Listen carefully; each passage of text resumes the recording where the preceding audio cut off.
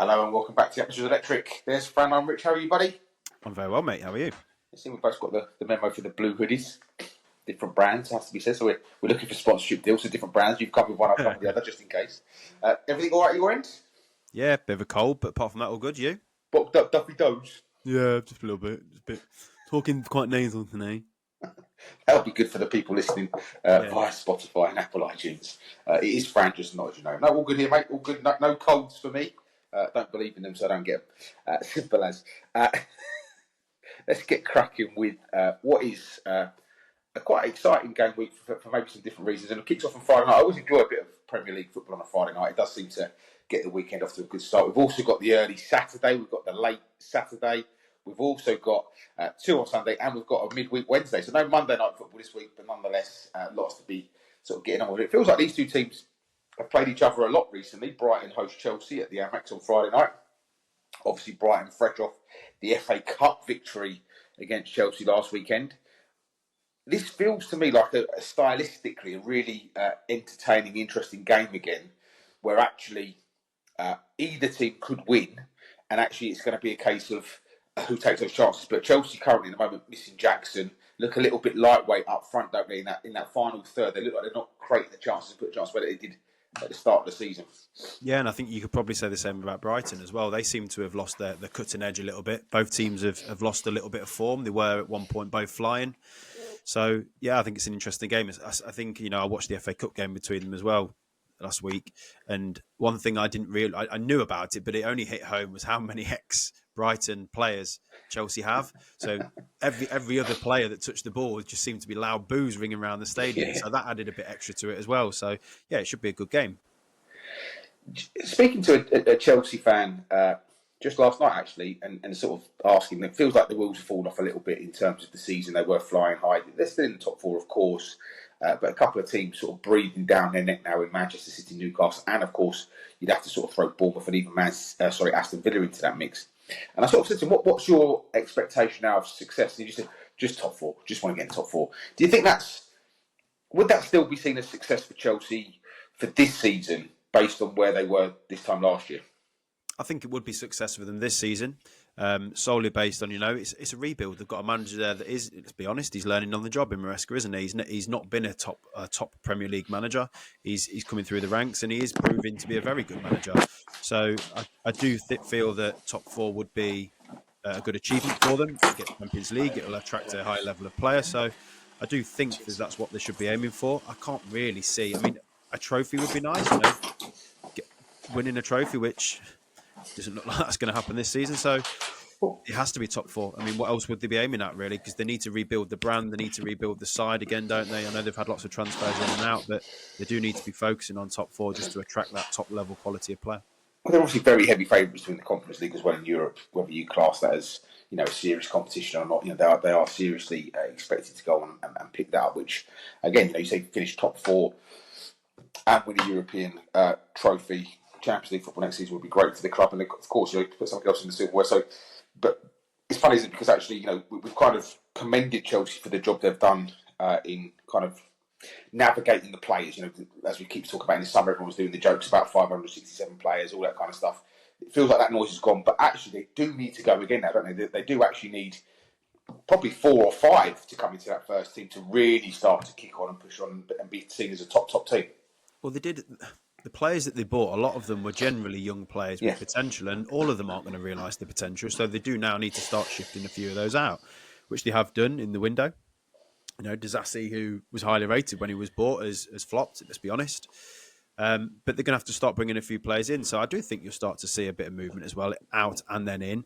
But they do need to start tweaking. Like we mentioned, João Felix last week, that was a bit of an odd signing. But, they've now got him out the door. But then they need to look for some more players. Like, blatantly, obviously, they need a goalkeeper and a number 9, don't they? So I do feel that you'll start to see them targeting, obviously not as they've done the rebuild. You're not going to see windows like that again where they're signing 10, 12, 15 players. It's going to be 2 or 3, but I would expect them to be of high quality. But on the other side of that coin, obviously, Brighton lost heavily against Nottingham Forest a couple of weeks ago now. To come back to knock Chelsea out of the FA Cup shows to me that actually the team is still fully behind what the manager's trying to achieve, and actually there is a good-looking future for the club, and they're still on the way up. Yeah, I mean, from the things that I've seen on social media, mainly X, there was quite a lot of disgruntled Brighton fans, to be honest, around the manager. Seems to be that he wasn't learning from mistakes, bringing attacking players on when they're winning 2-1 and trying to constantly attack and leave holes. But they have been very up and down, which, I think that the window that they had has allowed them to have that bit more strength in depth as well. Like, it wasn't an amazing window, but they've added 2 or 3 players, which, you did look at their bench previously with a couple of injuries and they did look relatively weak from the bench. So I do think that's helped and it'll allow him then to be able to tweak the team a little bit more. So yeah, I still think it looks positive for Brighton. And again, this as we keep talking about for Brighton, if they can keep giving those bigger teams to Brighton, they seem to Brighton are one of them teams. For me, they seem to do better against the better team, and they seem to struggle. I don't know whether that's motivation or whether that's kind of mindset or what that is, but they just seem to always be able, particularly at home, to be able to. But you think about this season, they've lost to Everton, they threw away a lead against Wolves. It's those lesser teams at home they seem to struggle against. So actually, this might be tipping me towards a home win just because of the opposition that they're playing against. I think it's got a lot to do with their style of play. So Brighton obviously have heavy possession, but I do think that they're not particularly a high tempo possession team, are they? They don't get the ball and they'll go down the wings with pace. They do like space in behind. So I think when they play the bigger teams, bigger teams will attack and leave more holes. So therefore it exposes them in Brighton's style of play. So I think they're probably just better suited to playing bigger teams who will allow a little bit more space. Because when you do sit in with a block, very often you do see Brighton struggle to break teams down. And that's a really interesting point, because I was reading, and we'll come on to it when we come to the Southampton Bournemouth game, but actually there now feels like there's a shift change back in terms of systems and shapes, because obviously everybody kind of went down the Guardiola, very patient build up, everybody understands their positional play, but actually what Bournemouth are doing is actually almost the polar opposite of that, and actually people are starting to get quite excited about what that looks like. So it'll be interesting to see whether that starts to bring a different side of football, because actually sometimes, I think even last night we were just talking before we came on while we were getting ready back Man City, Real Madrid. There were moments in the game where it didn't really feel like a cup tie because they were playing in their particular patterns. When actually sometimes like, just come on, let's get more goals. Let's just see what happens. Whereas everyone's so slow in their build up, aren't they? Yeah, and I think you're starting to see even more so is like sort of defences are crumbling. Like, with the exception of the run that Newcastle went on, and Forest being a breath of fresh air in the defensive department this season. When was the last team in the Premier League that you can remember that you've gone, that's built on a rock solid foundation? Liverpool this season, but it's very rare. Like, it used to be, half of the Premier League were built on defensive structure and the other half were built on offensive structure. Now it does just seem to be 95% of the teams focus on attacking.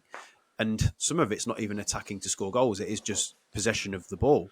So I do think it is, Bournemouth being the main one, do tend to go route one a fair bit. They have a lot of pace in the side. So it is refreshing to see, but I think you are starting to see a shift back into what works for a squad as opposed to what's flavour of the month. Yeah, it's the sole reason why I've never ever liked Brendan Rodgers. He came on after a game, they lost, and he said, "Yeah, we have more of the ball." Oh, well, you're missing the point, mate. And from that point, I've never been able to buy into anything the man says or does. Talking about teams that have been built on defensive solidity and teams that aren't, we go to the King Power Stadium for the early kick-off on Saturday. Leicester host Arsenal. Arsenal obviously recently have been known for that back four, which feels like it's not quite as strong as an impenetrable as it was. And Leicester are just, without being rude, all over the place. Now, you mentioned last week that there's a protest planned against the owners or the manager or whoever it is. I mean, it's probably not the manager, to be fair. The owners. Is this though a free hit for Ruud van Nistelrooy, who I thought actually were very, very unlucky against Manchester United in the Cup? I thought it was the best performance from a Leicester team I've seen in a while. I thought defensively they looked much better, and of course the winning goal was from an offside position, etc., etc., etc. So. Is this actually the free hit that if the Leicester fans turned this around, maybe you could nick something from Arsenal with the early kick-off on a Saturday, or is that just, God, there's no chance of that happening and we're all just going to pile into the owners? I think it would be typical of football for Arsenal to go and whoop Man City and then to come unstuck against Leicester. It would be typical of what football throws at fans, really.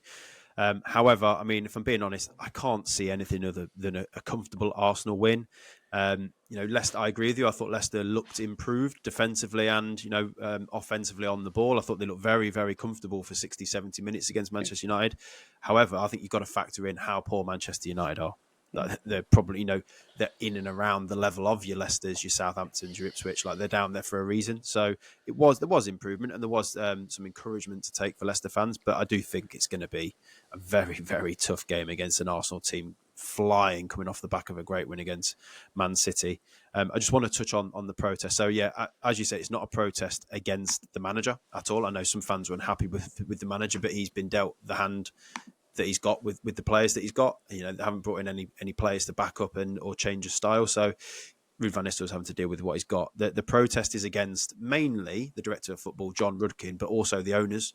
The owners are the people who employ John Rudkin. Things haven't changed. Leicester been relegated. Look like they can be relegated 2 seasons in a row in the Premier League now. From the outside looking in, a lot of people talking about Leicester will say, look at the success that you've had. Why are you moaning? You're entitled. I think there's a lot more to it than that. So have a look around and have a look at the protest. So the game's live at 12:30 on a Friday. There's going to be a protest before the game, which I think should make the cameras. So it'll just be interesting to see. And I think if you're not aware of the situation with the ownership and the director of football, I think do a bit of digging and have a look into that. But we have to think that Arsenal are not coming at full power. They're missing Martinelli, they're missing Jesus, they're missing Saka. And there is a rumour circulating that Kai Havertz has picked up a knockout in Dubai as well. So they look a little bit lightweight in that front three. Now, again, we spoke about Arsenal could score goals from lots of different positions. The centre-backs can score from free kicks and corners, etc., etc. But so this feels like it might be the perfect chance for a Leicester upset. Like I say, with a free hit, no one expects them to win. If they could, it would really put the cat amongst the pigeons down there in the bottom four. So this could be the chance, couldn't it, to play Arsenal in a slightly weakened situation?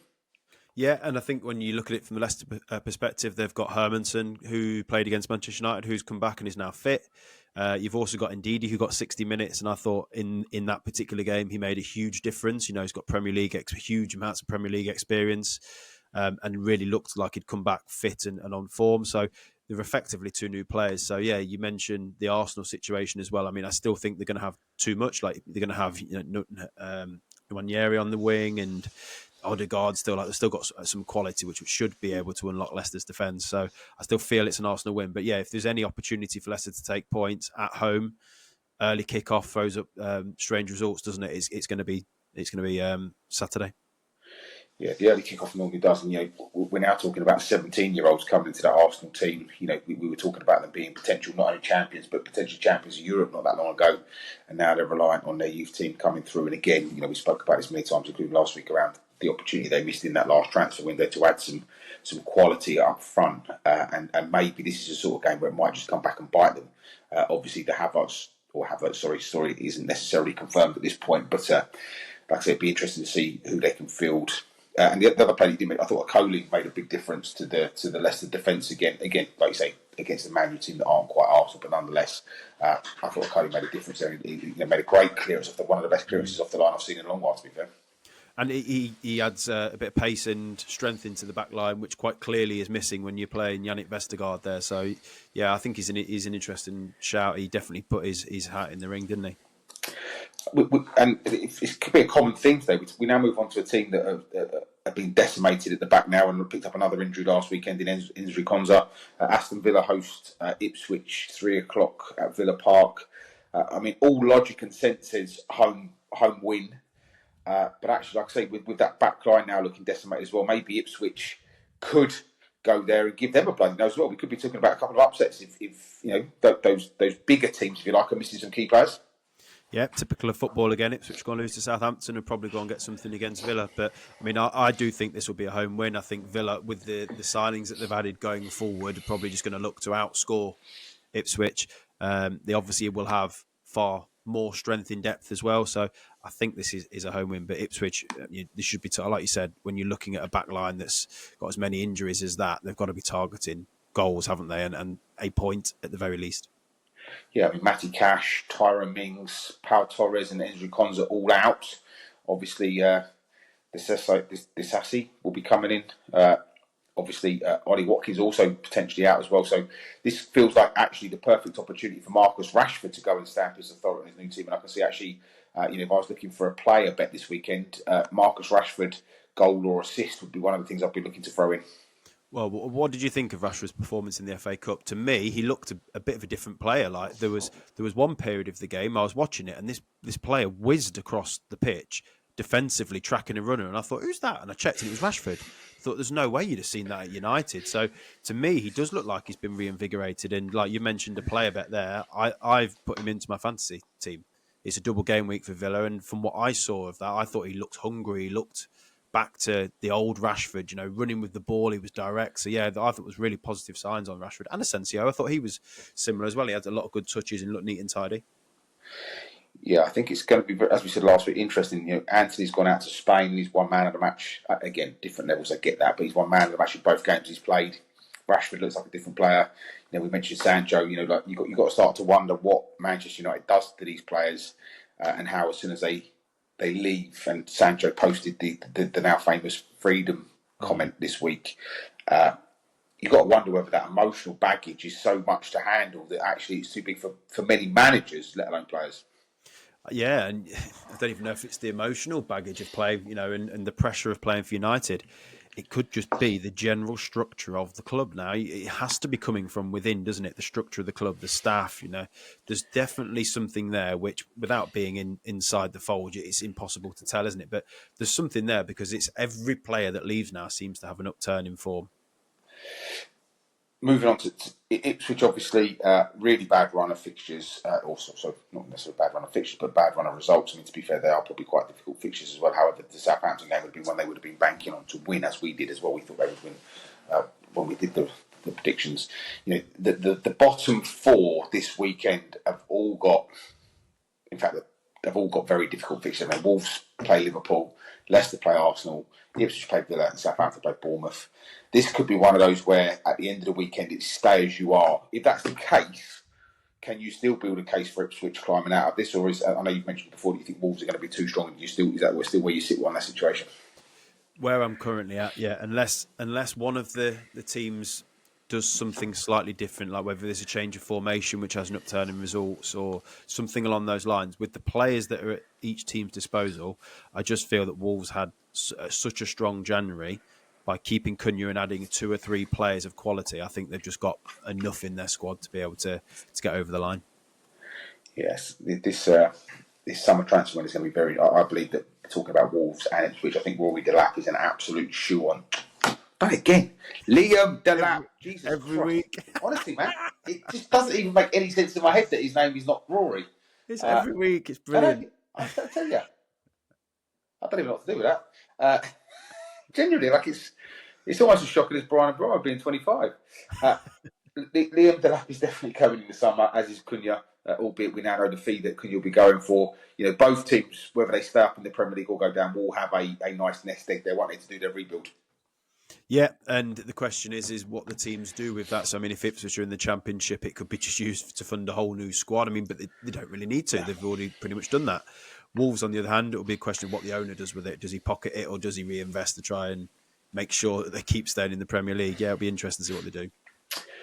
Craven Cottage hosts a really interesting game this weekend. Fulham, again, doing really well, but up and down, lose games you don't expect them to, win games you don't expect them to.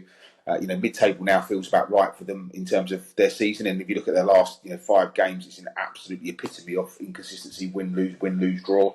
Host Nottingham Forest, who are still somehow in second place, flying high, coming off the back of that 7-0 win against Brighton that caught us all by surprise. I mean, how big a kind of moment in the season do you think that might be? Just when teams were starting to think Nottingham Forest were expected to kind of maybe start to fall off, we weren't sure. We could see that game going either way. We both said that it could be any of the 3 results. It was over within the first 30 minutes. To go and stamp your authority on a team that played great football, the way they did score 7 goals, that must give Nottingham Forest a huge amount of confidence moving in and see if they can catch Arsenal in second place. Like you said, I think it's a pivotal moment in their season. There was teams circling them, weren't they, waiting to take their place in the top 4. And they've just keep going from strength to strength. But then to go and do that, it must cement in their minds that we can go and do it.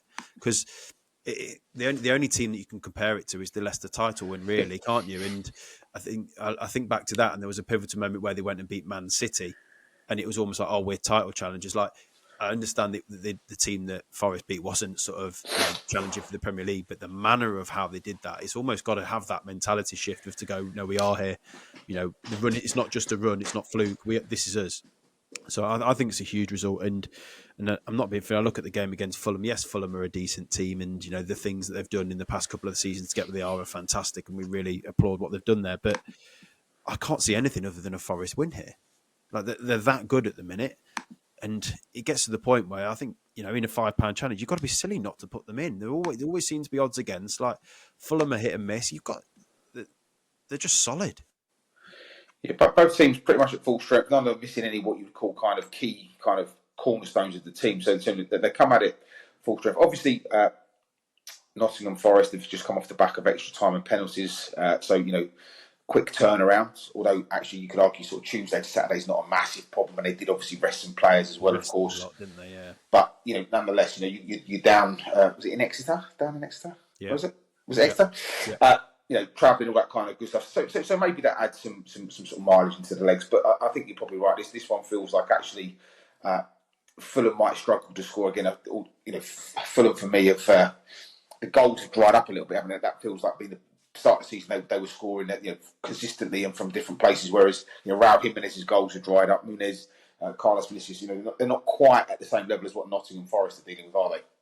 Yeah, and I mean, with the exception of them going and beating Newcastle, I think it was a couple of weeks ago, which nobody saw coming, they were on a real downer of form, really, when you look at it. And the Fulham fans were thinking they were dropping off a cliff with their form. But no, I mean, they're a decent side. They are a mid-table side, exactly what they are. But I just think with what Forest have got at the minute, they should be beating Fulham, which is, it's a great phrase to use for them at the minute, isn't it? That's where they are. They should be beating teams like Fulham.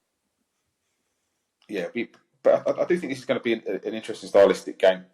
A couple of things. Obviously, Chris Woods or Woodaldo, whatever we're calling him these days. He's so efficient, isn't he? Like one chance goal. He is at the very, very top of his game right now, isn't he? If he was, it's a crazy question, but if he was 10 years younger, he'd be worth 150 million. Wouldn't he? Like he's absolutely on fire.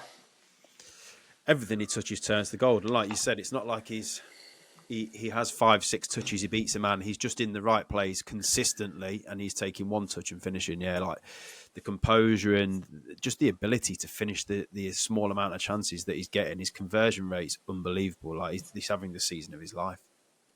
Yeah, I think a few of the Nottingham Forest players are. I absolutely love the goalkeeper. The goalkeeper has been, went under the radar when they signed him, but the last 2 seasons he's been one of the signings of the last 2 seasons across the board. For the money they paid for him, he is just phenomenal. I just love watching him keep goal.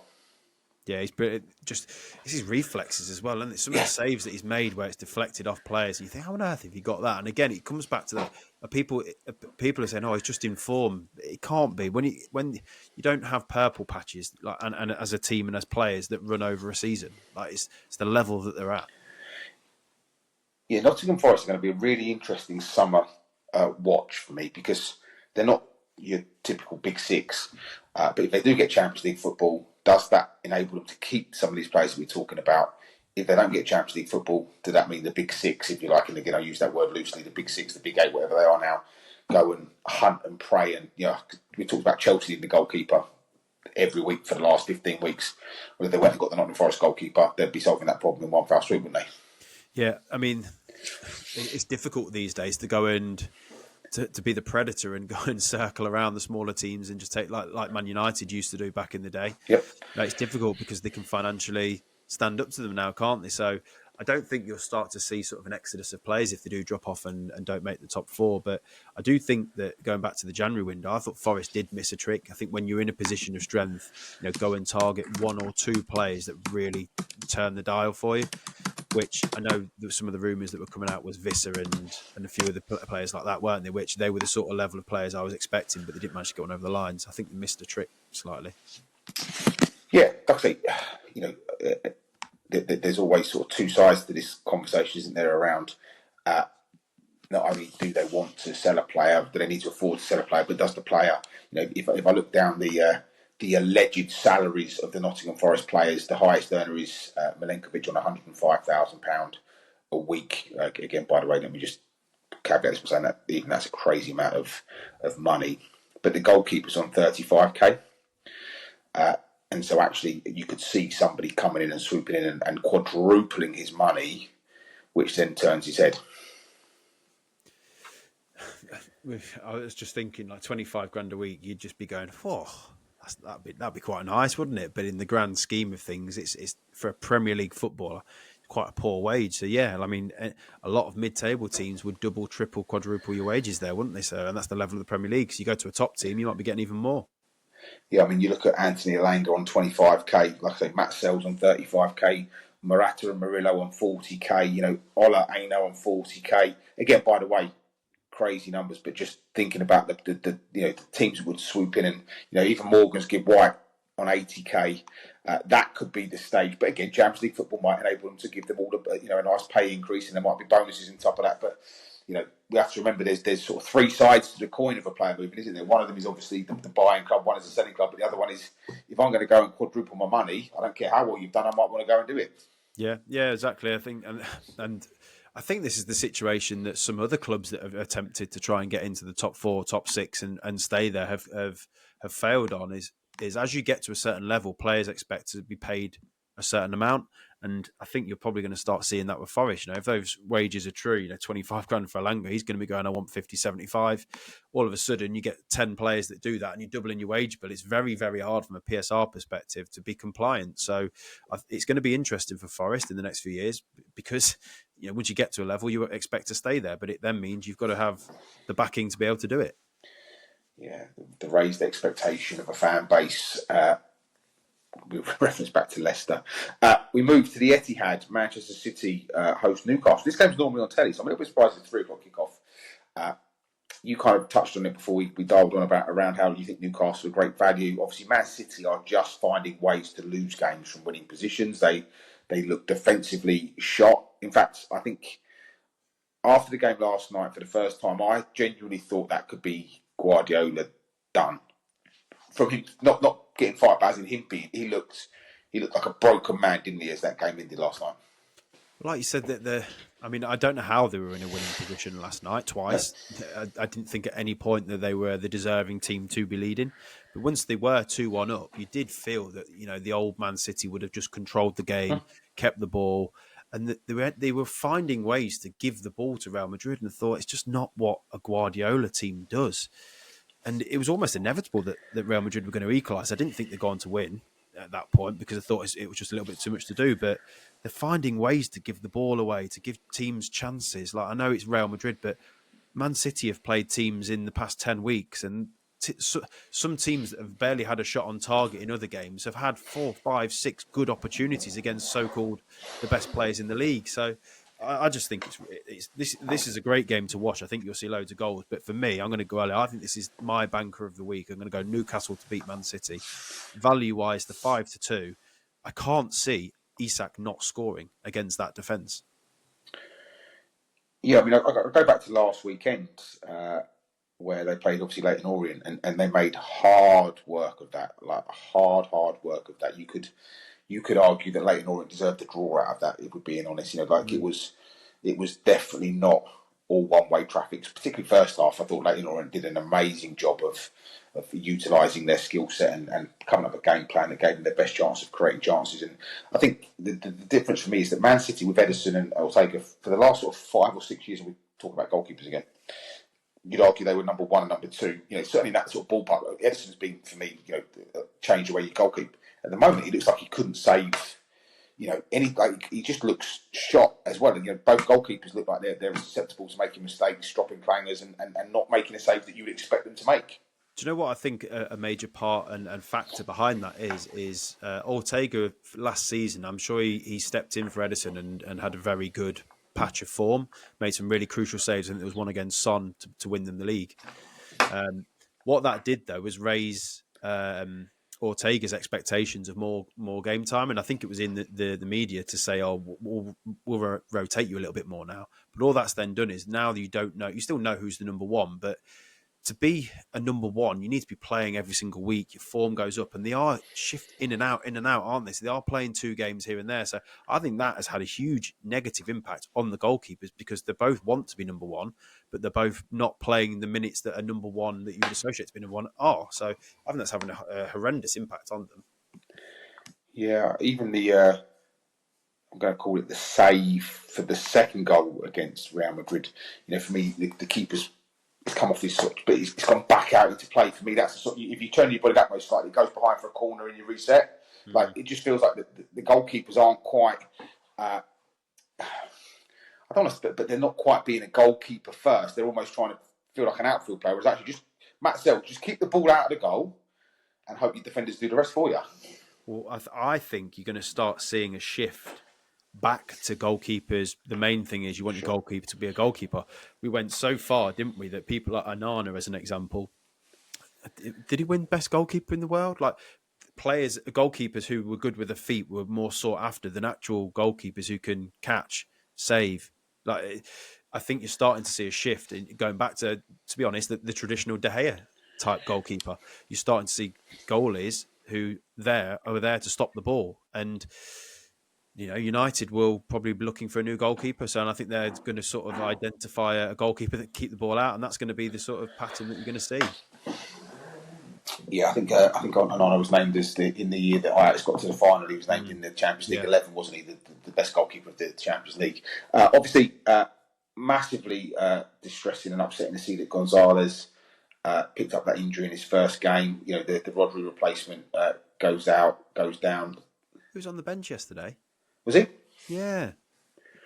I thought that, and I thought you were injured, and he was on the bench. I mean, he didn't come on, but he was on the bench. Okay, because obviously, I thought John Stones actually was the one player that came out with credit. I thought he was brilliant in that midfield role last night. I saw a few people talking about it. I thought John Stones for the first half, I thought he looked terrible when he went back to centre half. But for the first half in midfield, I thought he was unbelievable. He controlled the game. He dictated the tempo. Like I think that's got to be where they've got to be identifying him to be playing from now on. Yeah, I thought he was brilliant. I thought he, like you say, he was actually. I think he went back after about 60 minutes when I think it was Aki came off. Yeah, he ended up going back in. But you're right. I thought at that point is when they actually lost a little bit of control of the game. For me, I know that they're probably trying to protect some of the new signings, but if they have got a Kanji and Ake out as well now, for me, throwing some of the new centre back signings and get John Stones in that midfield role, if Gonzalez is obviously not fit enough to make it. But again. He was definitely on the bench yesterday. I've just checked now. He was definitely on. He didn't come on, but he was on the bench. And obviously, Newcastle just feels like it's getting better and better for Newcastle, doesn't it? Obviously, gave Arsenal a good lesson last midweek, qualified for the Carabao Cup final, made hard work of Birmingham. But again, it was an away game, Saturday night TV. The Birmingham fans were up for it and, chance to make a name for themselves. They're in the next round of that. And this feels like actually if Newcastle can go to the Etihad and pick up the 3 points on Saturday, not only does it actually take them above Manchester City, you then can really start to talk about pushing on and really making a case for that top 4 for Newcastle, can't you? I think Newcastle will make top 4. I think Chelsea at the minute, the way that they're playing, look like the one that will drop out, and it will be between Man City and Newcastle for that other place. But from what I can see, I just think stylistically this is perfect game for Newcastle. Newcastle like to press high. Man City haven't been the best on the ball of recent times, so they could win the ball up the pitch quite high. And I think with the pace that Newcastle have got, Isak, Gordon, when I look at that back line, not particularly blessed with pace now, are they, as well? It was very much down to Kyle Walker, who obviously is no longer there. So I just think stylistically this is set up for Newcastle to just counter, win the ball and just continuously counter. And I think Gordon will tear them to bits. What I would be doing if I had a Sky Bet account is your old chestnut, sticking them in and waiting for them to score first and freezing. Yeah, the exact same thing. The 3-1, 5-2. I think they're a great bet for the freeze. Could definitely see Man City are susceptible to conceding an early goal. I mean, again, last night they should have conceded 3 goals before they even got into the Real Madrid quarter. So it would not surprise me in the slightest. And again, this is an interesting, and I've seen a lot of this circulating. We spoke a lot about injuries, and if you remember this time last year, Newcastle were in a terrible run of form, and there was a moment when Kieran Trippier went over to argue with the Newcastle fans, going, "Look, guys, we've got 6 players out. Like, we're just kind of short." And actually now Newcastle don't have that same level of injuries. Actually, another year with the manager under the belt, thank God they stuck with Eddie Howe, because actually they look like a really, really stable club now, don't they? And that first 11 looks solid, it looks compact, it looks exciting. They've obviously got a little bit of a debate about who's going to be their goalkeeper, whether it's Pope or Dubravka, but Newcastle look set now for the rest of the season, don't they? They look like they're just in a really good spot. Yeah, they just need to keep that 11 fit. I mean, it's easier said than done, don't they? Because I think Joel Linton was he suspended for the last game? He was. Yeah, which I thought had an impact on them, to be honest. I think he's a very important player for them. He's a bit of a strange player because he's not particularly a good footballer. He's just physical beast, isn't he? But yeah, I mean, if they can keep that 11 fit, I mean, even like Jacob Murphy on the wing, he looks an unbelievable player at the minute. Like, the things that he's doing out on the wing, which, again, it's a bit of a Ryan Christie, we're talking about Bournemouth. If he was linked to your club, you'd probably turn your nose up a bit at him, but he's been unbelievable. So if they can keep that 11 fit, I think they're a match for anyone, and I include Liverpool in that. That 11 fit and firing is one of the best teams in the league. Obviously, Callum Wilson making a comeback as well, which is great to see. Obviously, there's a player that doesn't need any more injuries. There are a couple of concerns floating around. Obviously, you mentioned Joe Linton, Anthony Gordon, Dan Burn, Harvey Barnes, who again is preferably or seems to always be injured, as was Sven Botman. But so actually, if a couple of them were to not be able to make a match day squad, that would have a serious impact on the quality. But again, you could say testament to the squad they're building under the radar, that actually they're doing it with some of them players not being in their first 11. Yeah, and I go back to the FA Cup game that Newcastle played Birmingham. They conceded some goals, but they got a lot of their sort of squad players, a lot of minutes there as well. And I'm going to tie in my point around Liverpool into this as well with Man City. So what I think those managers did, Howe and Guardiola, well, was yes, they rotated their team, but they weren't arrogant enough to leave their main players at home. Guardiola brought De Bruyne on, changed the game. Newcastle brought Tonali on at halftime, changed the game, controlled the game from there. I thought what Slot did in the FA Cup was just pure arrogance to leave those players at home. I understand what he's doing, resting them, because they need a rest, those players, but take them with you. Like, have them on the bench. So when I looked at the bench and I saw that Liverpool team, I thought, what are you doing? Like, still had enough to win the game, but when you didn't have any game changes on the bench, it was just Darwin Núñez. I thought, that's sheer arrogance. I did see that you had a bit of a rant about it on social media. I saw that you had a bit of a pop at them, and quite rightly so. I thought, again, very difficult to put a youngster on to then take him off again not long after. I just think they didn't handle it very well, if I'm honest. And actually, if we're honest, they're probably deep down thinking it's not the worst game to lose. You might as well go out early rather than in the quarter-final, semi-final, because, let's be honest, if they could win the Premier League and the Champions League, which if they're not favourites to win both, they're certainly up there amongst the favourites. That would be some season for Liverpool, of course. It would. I mean, the main thing for me was they were on for a quadruple. Yeah. Now, the likelihood of that happening, I know, is minimal. But they finished top of the Champions League group, so therefore you'd say that you're probably the best team in Europe. Flying in the Premier League, yes, you need to get over the line. You're in the final of the Carabao Cup, and I know they've just drawn Man City, so after having a run, it sort of made it a bit more irrelevant because they've just drawn Man City the next round. However, they should beat Man City, and if they do that, they're then favourites for the FA Cup as well.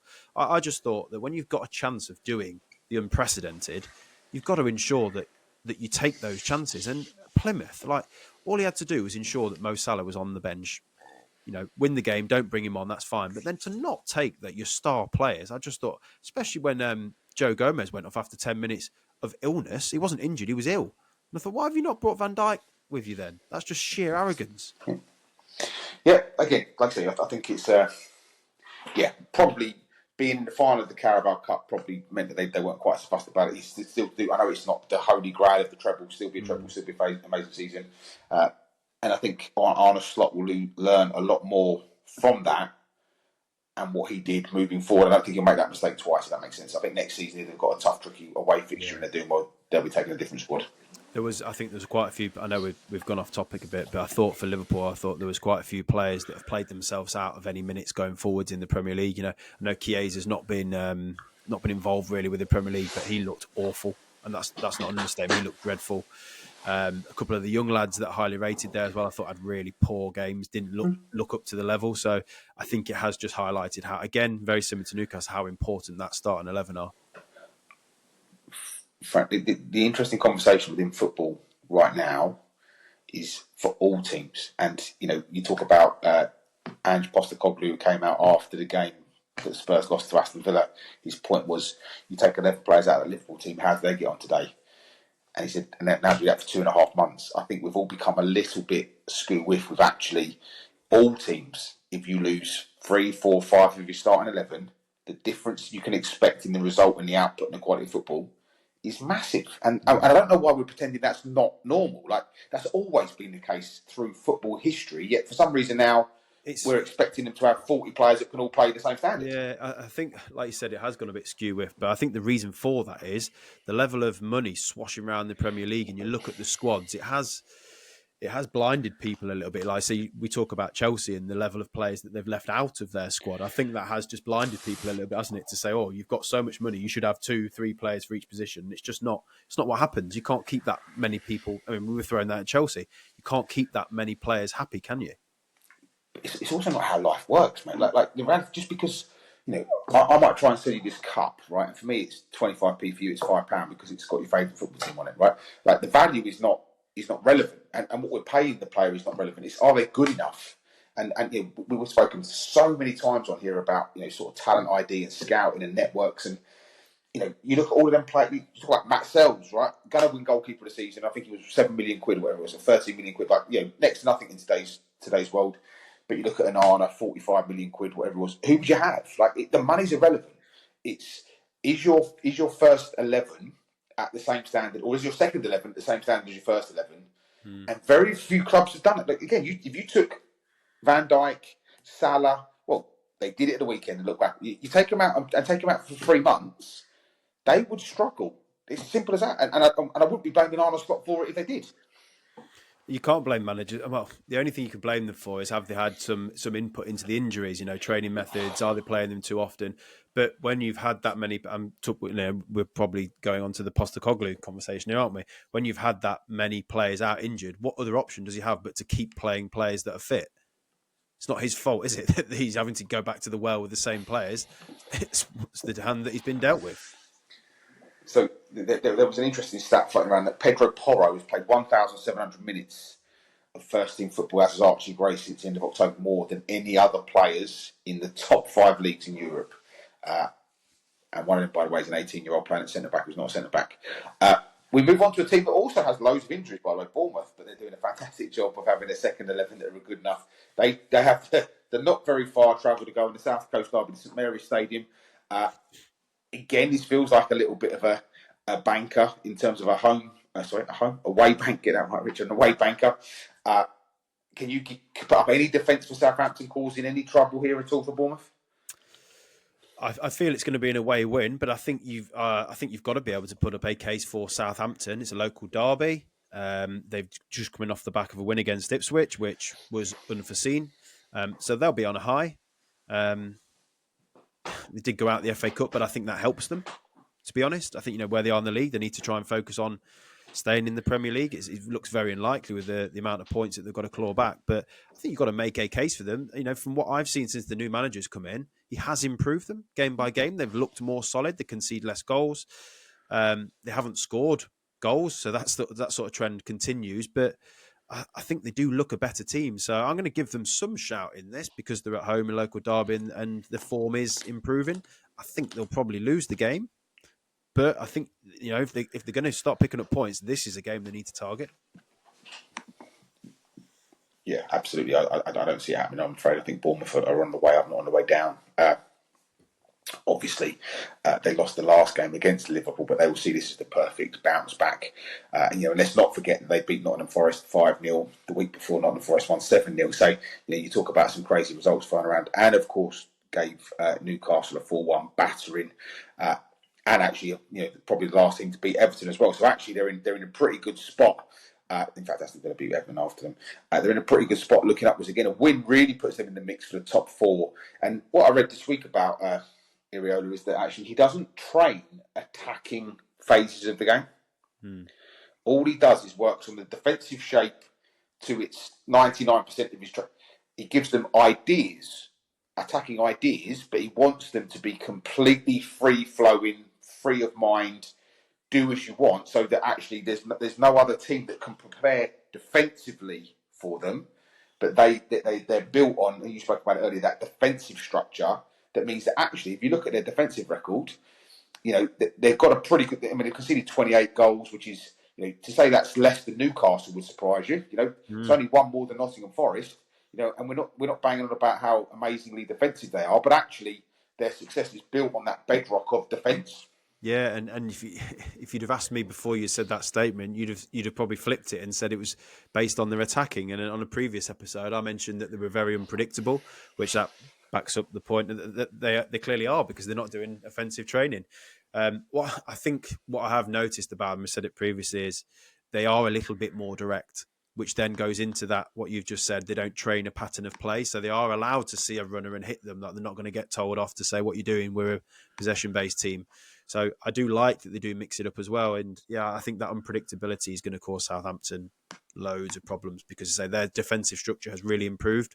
But when you don't know which way, which flank the ball is going to be coming down, whether it's in the air, on the floor, it's very hard to prepare for the opposition.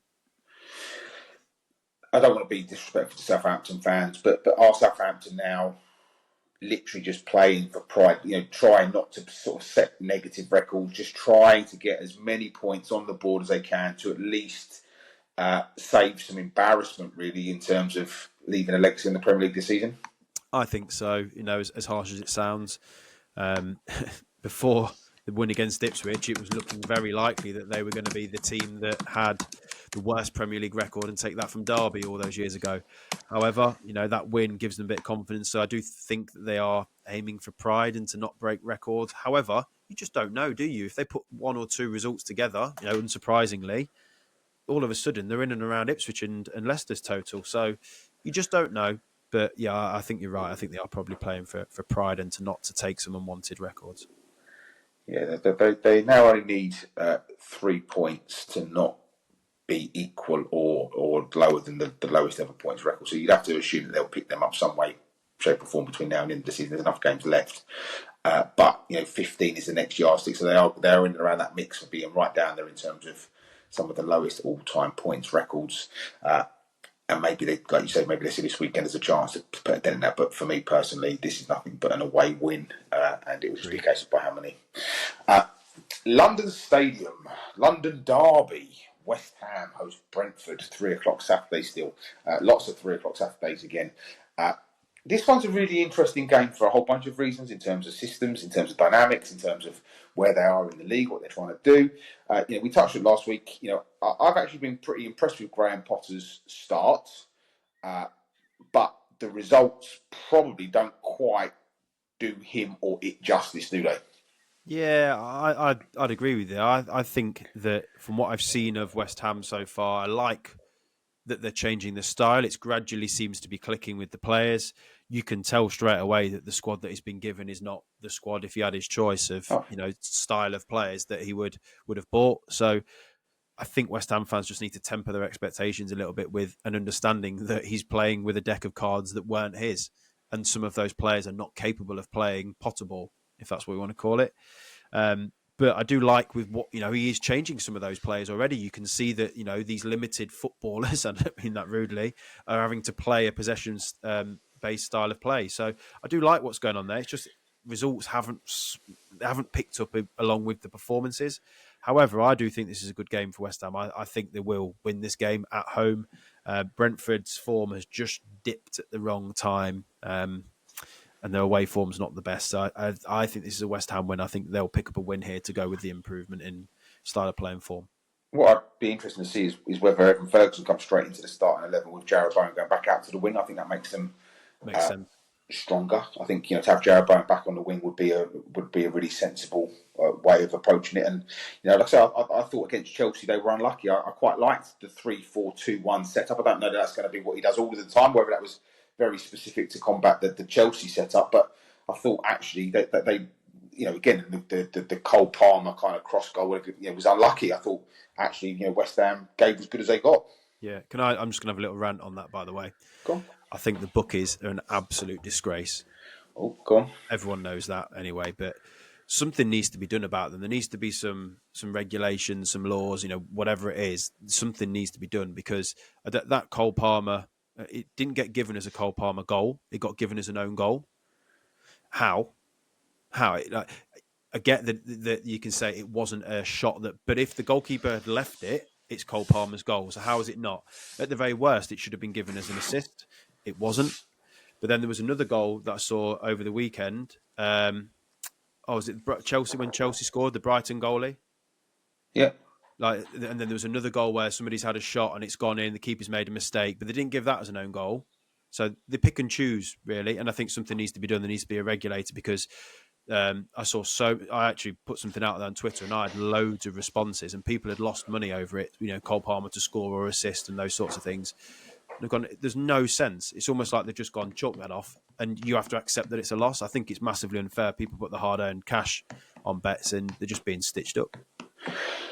The house always wins, Frank. The house always wins. But yeah, you're right. There should absolutely be an independent adjudicator. I'm thinking of the old Guinness Book of Records, Norris McWhirter, that goes around and says, right, that is, but they're not linked to any gambling sites. They are literally linked to the FA, and they get no involved, no kind of benefit if it's given as a goalkeeper own goal or and like you say. I think the thing that's blurred the lines, Fran, being honest, is the fantasy football, what they class as an assist and what the rest of the world class as an assist. Because in fantasy football, what Cole Palmer did is an assist because he was the one that played the ball. Whereas in real life, I'm not sure it is an assist. But you're right, the clarification needs to happen because people are expecting money back that they're not getting. Yeah, I just remembered the goal. It was Kinski. It was the first Villa goal that scored. That was a carbon copy apart from the shot from... the Villa play, yeah. It was more of it meant for as a shot, but it was a mistake by the goalie. But that was given as a goal and the other one wasn't. And I thought if the goalie's not there, it gets given as the player who's had the shot, cross, whatever it is, it goes in. I just think bookies are stitching people up all the while and it's not on. They are. They always will do. Personally, not quite so sure that the Cole Palmer one was on target, but again, my memory is I'm getting old and my memory might be. It was. If he'd left it, it'd have gone in. Fine. Fine. Well, interesting to see what happens. Obviously, Brentford's still doing amazing things with with a light squad, and again, they managed to keep hold from Buenra and Vista. So going forward, I can see them giving West Ham some challenge, but that will be a very interesting game. As will, of course, Crystal Palace hosting Everton 5:30 Saturday evening. Now we can dance around this one as much as you want. I see this one being under 2.5 goals, a real tight affair. I've gone over 2.5. I just like what both teams are doing at the minute. Both of them are on a bit of a crest of a wave. They've almost got nothing to lose now. Yep. So I think it might just open up the game a little bit. Palace have hit a nice bit of form, as have Everton under Moyes. So I just think I can just see some goals. I just fancy it. Okay, why not? Fancy really get on it. Look, if Everton do win, they could go as high as 13th, which seems crazy to be talking about. Just a couple of weeks ago for Everton that were very much entrenched in that relegation battle, and of course the 3 wins will do that for them. And in fact, if that hadn't happened, they'd be level on points with Leicester, but they've beaten some very good teams in, of course, Leicester, Brighton, and Spurs. And you'd have to say probably favourites to go and beat a Crystal Palace team, albeit they did give Manchester United a good lesson. What feels like a lifetime ago now. But again, as you've alluded to a couple of times, Man United aren't the team that they were, so we need to almost forget the name and look at the position of Man United and go, that was not as impressive as it looks on paper. And actually, this is probably an Everton 1-0, 2-1 win. Is that where you're going? What you got? Well, you must have more now because you've got more over 2.5 goals. Yeah, so I won't tell you what I've got just for the predictions, but I mean, I just think Palace, especially at home, are a bit of a different beast. Defensively, they've tightened up. They've got some good players. Good for Matis Tuta as well is back in form, scoring some goals as well. So I think they just offer a threat. When in previous sort of 10 weeks ago, they did look dreadful. So I think they're just a little bit underrated. And, Everton have become free-flowing under Moyes. So, yeah, I'm going to go for goals. It does actually, we're guilty of it as well, by the way, but it does just go to show that if you just chill out a little bit, like, when Crystal Palace were down the bottom there, everyone was screaming for whatever change, and now they're in 12th position, which is, albeit some of us thought they could kick on for Europe. Being honest with you, from where they are, they still could. I don't see it happening, but they still could. But actually, 12th place for Crystal Palace actually shows signs of progress, doesn't it? They've won 3 of the last 5, drawn 1, so you talk about 10 points out of the last 15. They're in a good spot. Yeah, and especially when you look at players that were sold in the summer, Elise, their best player, but then you look at what's been replaced, their squad does look stronger, the squad. So I don't think they're a better team without Elise, but their squad looks stronger. The money's been spread. If they do that again in the next window, they're going to have a very good squad. So, yeah, I think it's just progress, isn't it? They've had to adapt and change, and I think you are starting to see progression. And they're doing it without Eze being on the fire run that he was on. Like he's you're not hearing his name anymore, are we? Like he's gone quiet. So actually, if they could get him back to doing what he does best, they could really have a surge up the league table. Yeah, or replicate the summer window and sell him for a huge amount of money and reinvest in the squad with 2, 3, 4 players. Which I think you might see that this season. I think his form has dropped off, so I think they might cash in. Well, they're definitely going to cash in on Mark Gahey, that's for sure. Where he goes yet to be decided, but they'll definitely be getting some big numbers for him. We move to Sunday. I think the first game we can all kind of box off quite quickly. Liverpool host Wolves at Anfield with the 11 players returning. Home win by any chance? Comfortable home win. Yeah, I can't see Wolves, even though, like I said, I like the business that they've done. They've got some players coming back in. Cunha seems to have hit a little bit of form again. I just can't see how they hurt Liverpool, to be honest. Liverpool, unless that FA Cup defeat has had a horrible impact on them, which it surely can't do, I can't see how they hurt Liverpool. I don't think they've got the pace in behind to be able to run by them. They've definitely got the trickery and creativity. I just can't see how they hurt them, and I just think Liverpool have got far, far too much going forward. The problem Wolves face is like you say, they go to Liverpool on Sunday. Can't see much coming from there. They then go to Bournemouth, which again, very difficult place to go. They then host Fulham. Not an easy game. And I suppose we're all going to say at this point now, by the way, Richard, there's no easy game for the Premier League. I get it, but they then host Everton before they go to Southampton, and so that could be easily 4 games that they lose, which will really drag them into that mire. And that Southampton game then becomes more precious because of the league table position. Yeah. I mean, the only positive I can see for this game against Liverpool is, going by my results, I think Arsenal will beat Leicester. I think Bournemouth will beat Southampton.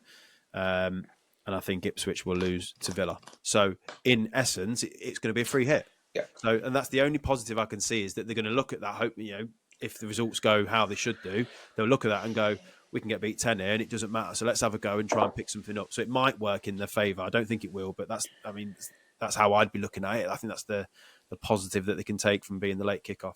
Which is why I referenced their future fixtures as well, because actually, You're right, this weekend it looks like fair, but actually they've got a tough run coming up as well. So, I don't see anything but a home win. The only thing more depressing than the Spurs fan is a Man United fan, and the only thing more depressing than a Man United fan is a Spurs fan, and they're both on a race to the bottom. So Sunday afternoon at 4:30 at the Tottenham Hotspur Stadium, it could be a case of the circus has come to town. It could be very entertaining, but maybe not for the right reasons. I don't know how to predict this game. Genuinely, I've got so many thoughts of how it could go, but then I just go, as an example, I go, Spurs could win this. They've got some good attacking players, but their defence, they concede a lot of goals. But so do United. It could be any of the results, which I think this is the hardest game of the game week to pick. It genuinely could be goals. There could be none. It's so difficult to predict. So if I said to you that Vicario, Udogie, Maddison, Odegaard and Johnson are all back for Spurs at the weekend, would that change your opinion? Yes and no. I mean, they're not fit, are they? They're not 100% fit and firing. I would imagine that all 5 wouldn't come into the 11. They'll probably be on the bench. So it would change my opinion to go, well, you think they'll all start? Yeah. No, not all, but at least 3 of those will start. But the goal, Vicario, is he back properly fit? Yep. So the way that Spurs work is that they don't train publicly with the first team if they're not prepared to put them in the first team. Okay. And so they're all back, and I can't imagine that you don't put Udogie in. I can't imagine that you don't. You give Porro a rest. You start with Spence. You then have a back 4 of probably you go Vicario, Udogie, Davies or Gray. Danso, sorry, and then Spence. That would be how I see Spurs defensively setting up to start with. that definitely changes my mindset because I called Spurs to beat them in the cup a few weeks ago. Like, I think Spurs are just a better team. Obviously they look really poor at the minute just because of the level of injuries and how tired the squad is. But having that influx of players come back, I mean, that would change my mind. So I will be changing my score now. I think they probably will go and beat United. I did have 2-2 just because I thought I'm going to sit on the fence but go for some goals. But yeah, I'll probably change my score now. But I mean, for me, the one thing to highlight is just how poor Man United are. I mean, I know, again, FA Cup, there's been a few rotations here and there, but that was generally their first team that played. It was only till Garnacho came on that United looked Yep. half decent. I thought they looked so unbelievably poor that I honestly couldn't describe that being a Manchester United. Leicester, who have conceded goals, shots, they just looked dreadful defensively, looked like prime Tony Adams at the back. Like they weren't shook at all. And I just think United and where they are, it's a bit of, I mean, everyone hates United because of what they've achieved over the years, but it's a bit of a shame to see what they have become because honestly, they're dreadful. Like, and that's an understatement. They're so poor. Yeah, listen, it's looking at their squad. We talked about injuries a lot today, but Man United actually problem is that they've just not got the depth, like to let Rashford and Anthony go. Whether you think they're good, bad, or ugly, you've got Sancho out on loan, you've got Rashford out on loan, you've got Anthony out on loan. Yet you can't. You're struggling to put together an attacking proposition. I think they're in trouble. I think they need, and they're clearly, again, they've made 100 redundancies been announced today. Now whether that's to do with the national insurance kind of increases or whether that's because they are struggling financially, I don't know. But there's not many positives coming out of this club at the moment. No, I think there's a few things to highlight with United. I mean, can we go on to the ownership a little bit? And when I say the ownership of a few clubs, but but United, I mean, Amad Diallo is seen as their saviour at the minute. Now, for me, I think you'll probably agree with me. He's not that good. He's not that good. He's a decent player. He's a good player. Most clubs would take because he is a good player, but he's not. They're talking about him as, I've seen the old Sky News report where they're saying this kid is a special talent coming through. He's a future Ballon d'Or. No, he's not. No, he's not. He's not quick enough to be a Ballon d'Or candidate. Like, he's a decent player, and that's it. And that shows where United are, is that they're pinning all the hopes on this kid who's coming through, who's a decent player. And he's nothing more than that. I tell you what, he's also not. He's not a right wing back. That's what he's definitely not. Oh, absolutely, yeah. Like he's absolutely, and the thing that jumped off the page at me is that you've gone out and made a marquee signing in the January transfer window, left wing back. So he's starting on the right. Played him on the right, yeah. I like Amorim, and I do think he's playing with a deck of cards that aren't his. However, when you then get a signing in and you play him in the wrong position, you're just asking for trouble. You're asking to be questioned. Like, I do think he needs to be given time. That he does need a summer window to train the players. I can't see how you sack him, even if they lose every game from now until the end of the season. But he's got to do his cause a little bit better by at least picking the best 11 and putting them in the right positions. Look, he's been, forget the cards of the players. He asked the club, can I come in the summer? He said, look, don't bring me in now. And they said to him, if you don't come now, you're not coming. And so the club have let him down, for me, massively. And they now have to back him. Yeah. Because they've boxed themselves into a position where they've said, no, you've got to come now. Whereas actually, to have kept Ruud van Nistelrooy, sorry, Leicester fans, but to have kept Ruud van Nistelrooy there in an interim role, you'd have been no worse off. I don't think Manchester United would have been any lower in the league than they are now. You've got a club legend there that was doing a pretty good job at the time. Bring Amorim in the summer. Start to understand the system he's going to be playing for next year. You still buy the players in January that you buy in January because you're full planning, you're forward thinking. But actually, you don't need to tell the world that this guy's coming. So you might get a better price for your left wing back because not everyone knows you need a left wing back. And then he comes in the summer. He's got a whole summer to train the system. He still looks like the players have not got to Scooby-Doo what they're supposed to be doing and when they're supposed to be doing it. It's exactly that. And it's sort of, I think it sort of goes on to the ownership. So, let's look at Ineos, but then all other clubs' ownership. I think you're starting. There was a period of time where you could generally say most clubs were being run well. Now, I think it's 50-50. Like, when I look down the clubs now and I think, you're being run well. Like, some of the things that you hear coming out of clubs, Fulham, the price of their season tickets. Now, I know it's the location of where they are, but they're Fulham. And some of the things that I hear, the things you hear at United, I think they're possibly the worst run club in the Premier League at the minute, Manchester United, which is just bonkers to say after Ineos have come in, and we all expected it just to turn around. But I mean, Leicester ran horrendously. So Fulham have got issues. I'm looking down. Southampton. I mean, some of the signings that they made. West Ham are questionable. Everton did have poor owners. Wolves have ran horrendously. Like, Spurs have ran horrendously. There's so many clubs that you look at there and you go, what are owners doing? Like, what are they coming into football clubs for? Yes, I get most of it's business-wise, but surely the playing side of it has got to have some factor in that. You get a good team, which makes more money. Like, the fact that the playing side and some of the decisions around firing staff, it's just negligence. Well, the other interesting thing about this weekend is that if results go against Manchester United, they could find themselves in 16th position in a Premier League table, having played 25 games.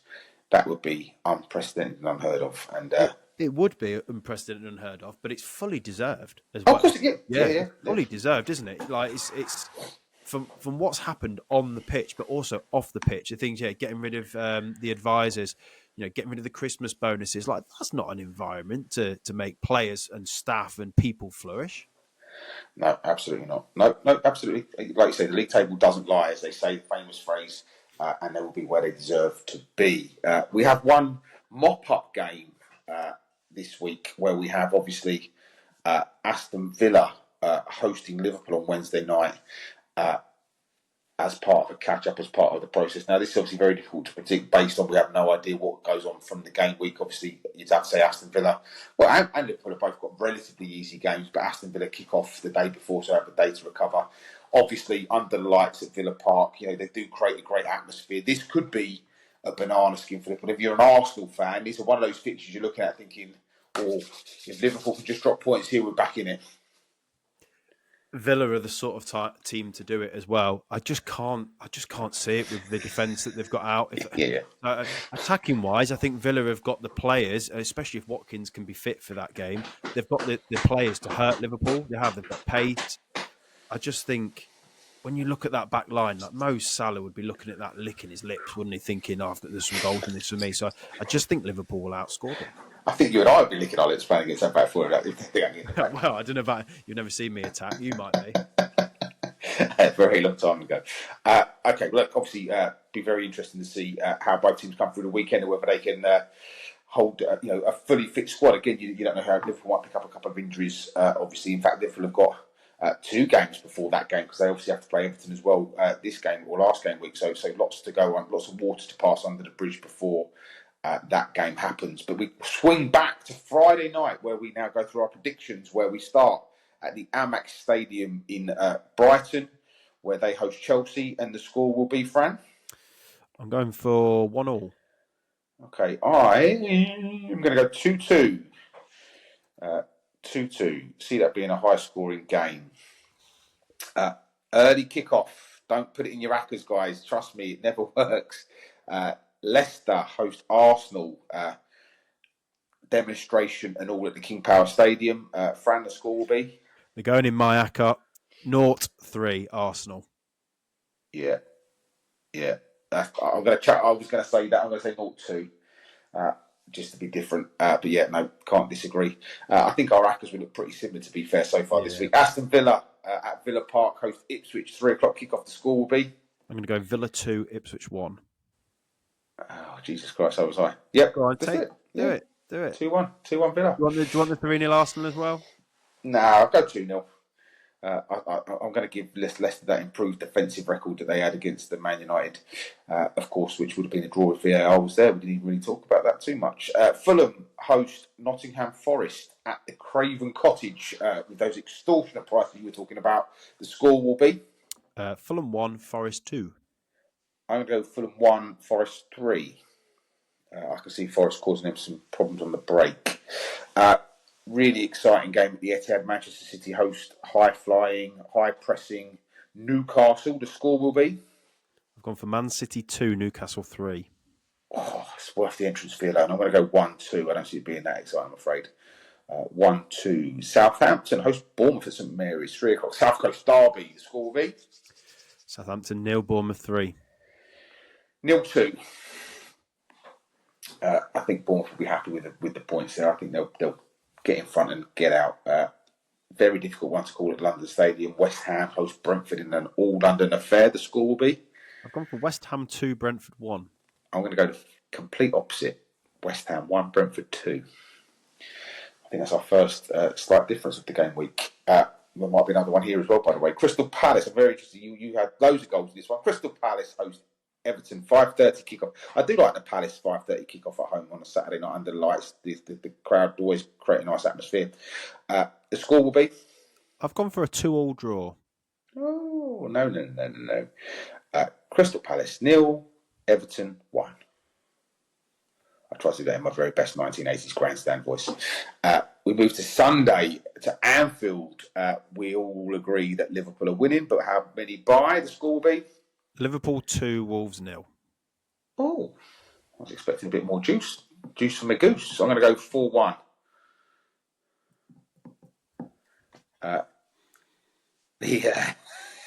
I just got visions now of both Spurs and Man United players that run around with red noses, big wigs, big floppy clown shoes with the theme tune going on in the background. That was the theme tune. Yeah. At the Tottenham Hotspur Stadium that turns into the circus on Sunday at 4:30. A race to the bottom. Spurs host Man United. The score will be? I was going to go 2-2, but you've twisted my arm with some of the players coming back, so I'm going to go for a Spurs 2-1 win. I'm going to go 2-2. Done you right. Stitch me up there. Have some of that. We nicked it off you. I'll tell you what, that's going to be the difference as well. That's going to be the one that wins me the game week. Can you imagine it if that is the one that costs every single score that comes in and it's just that? If I know you was that easy to manipulate, I would have told you about some of the other players going back higher up the food chain. Wednesday night, we fast forward to Wednesday night, Aston Villa hosting Liverpool at Villa Park, 7:30 kickoff. The score will be? Villa 1, Liverpool 2. I'm going to go 1-3. And I think I'm being kind to Villa with the 1, if I'm being honest with you. We move to our £5 challenge, Fran. Every week we do it. I always joke that we should just give it to a stranger because you're more chance of winning. This week you have gone for? I've got 4-fold and it pays 123 quid. So it's Arsenal, Forest, Newcastle and Bournemouth.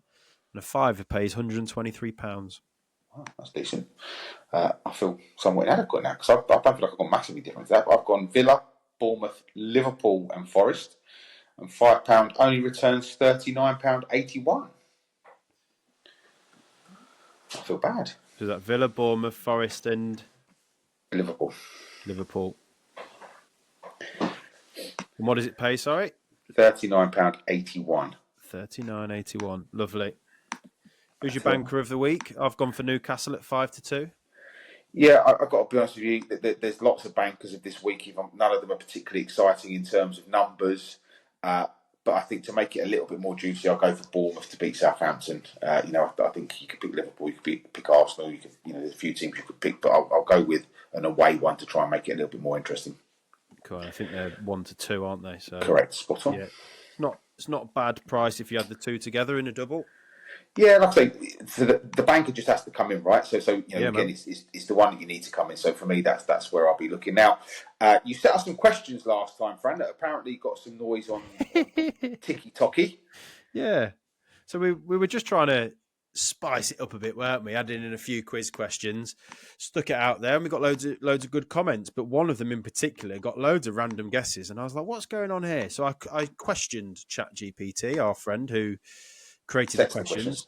Yeah, and it said, "You're right to question this because the answer I gave you was false." And I thought, "Oh, cheers!" After we put that out there, so it did say that the Golden Boot winner had played for 3 different clubs. In fact, no player has played for 3 different clubs. The answer was Nicholas Anelka, who has played for 3 Premier League clubs, but he didn't win the Golden Boot with all 3. So apologies on that question, but the other ones were correct. But we do have some more questions here. So the first category is... where is it? Here we go. The first category is managers. So who is the longest serving manager in Premier League history? So not current Premier League history with a single club. What is the manager? What was the club? And how many years? The second category is records and milestones.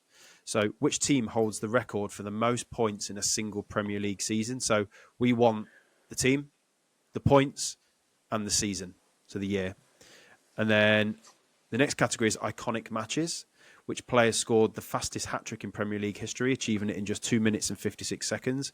So we want the player, who they played for, and who it was against, and the year.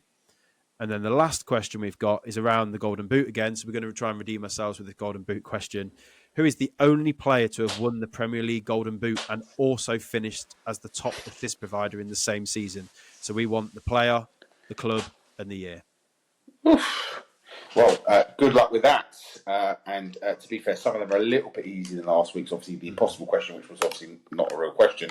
But nonetheless, I've got a couple of them, I think, whereas last week I was really struggling. So, Fran, a little bit over this week. But again, I think we're excited about Premier League football being back. Where can people reach out? Because we're starting to get, or you, not me, I can't take any credit for it, starting to get not only more followers, but some celebrity followers as well. If you want to come. Oh, yes. So we got John Cena, who followed us the other day for some random reason. Yeah, can't see us. We must have one listener in America. So thanks, John. Thanks, John Boy. But if you want to listen to the episodes, we're on YouTube, we're on Spotify, and we're on Apple Podcasts. On social media, we're on X, we're on Facebook, and we're also on TikTok. Get in touch with us by DMs, whichever method you want to do. If you want to come on the pod, challenge us to the predictions, just come on to have a chat. Just get in touch. And John Cena, if you want to come on, you're more than welcome. It's a long shot. Fran, as always, my favourite hour of the week. Thank you very much, buddy. Look forward to speaking to you next week. Have a great one.